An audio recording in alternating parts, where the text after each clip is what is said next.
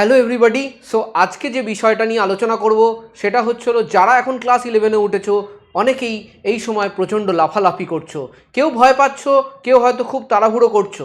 তোমাদের সঠিক একটা পদক্ষেপ নেওয়াটা খুব জরুরি। যেই কিংবা নিটের জন্য যারা প্রিপারেশান নিচ্ছ 11-এ উঠেই প্রথমেই ঝাঁপিয়ে পড়ো না।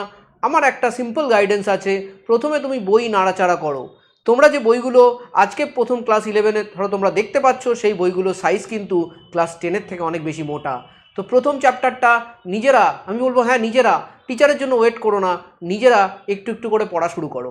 দেখবে তাহলে তোমরা নিজেদের মধ্যে একটা কনফিডেন্স বিল্ড করতে পারবে। টিচারের ডিপেন্ডেন্সিটাই কিন্তু অনেক সময়তে আমাদের এই 11-12-এ কাল ডেকে আনে। নিজে পড়া প্র্যাকটিস 11-এ বাচ্চাদের অনেক কম হয়। তাই জন্য একটা দুটো করে পাতা নিজে পড়া শুরু করো, কারো ওপর ডিপেন্ডেন্সি রেখো না। দেখবে তাহলে 11-12টা বোধ হয় অনেক বেশি সোজা। রেদার দ্যান আমরা টিচাররা যেভাবে শেখাই তার থেকে তুমি ব্যাপারটাকে অনেক সোজাভাবে নিতে পারবে। Thank you.